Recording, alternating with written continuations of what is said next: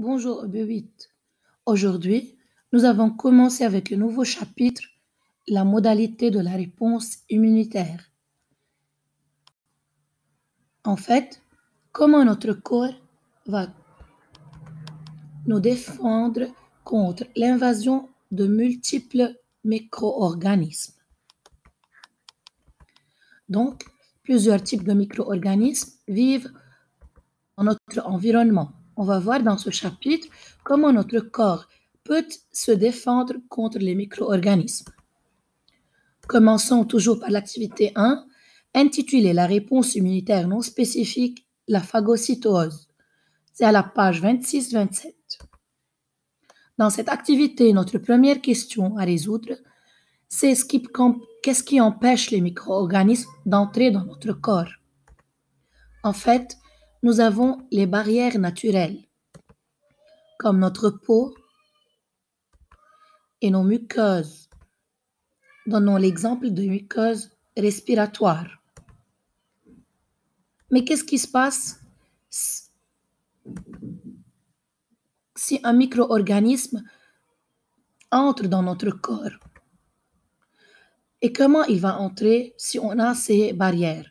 Donc, lorsque ces barrières sont rompues, suite ou bien à une piqûre ou bien à une blessure, des milliers de micro-organismes peuvent pénétrer à l'intérieur de notre corps.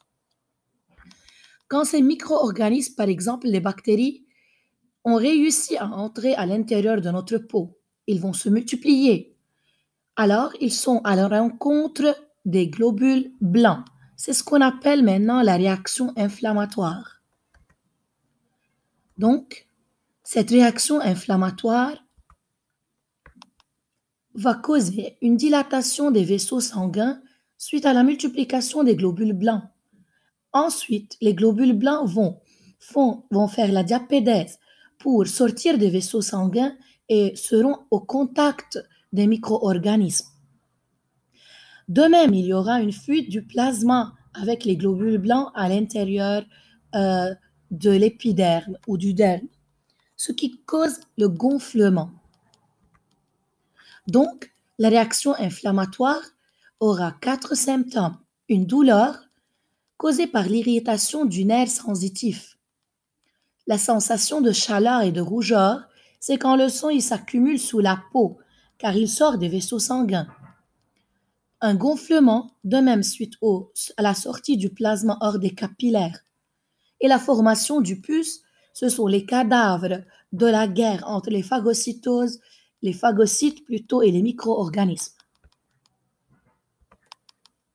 Mais comment les phagocytes détruisent ces bactéries? C'est par un phénomène qui s'appelle la phagocytose. Donc, première étape, les bactéries sont au contact avec le monocyte ou le granulocyte. C'est ce qu'on appelle le phagocyte. Après, le phagocyte va absorber la bactérie par une invagination de la membrane. Il va le mettre à l'intérieur de poches pleines de sucre digestif pour faire la digestion de cette bactérie. Et enfin, il va expulser ses déchets à l'extérieur. C'est par la réponse immunitaire non spécifique que mon corps a pu me défendre contre un micro-organisme. C'est ce que j'ai appelé la phagocytose.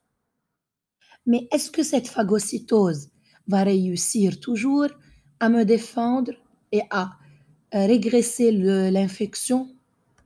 En fait, le premier cas, c'est la bactérie digérée, l'infection se régresse. Donc, j'ai réussi par simplement la phagocytose à me débarrasser de ce micro-organisme. Mais dans le deuxième cas, la bactérie survit à l'état latent et lorsque mon système immunitaire sera faible, elle va retrouver sa virulence de nouveau.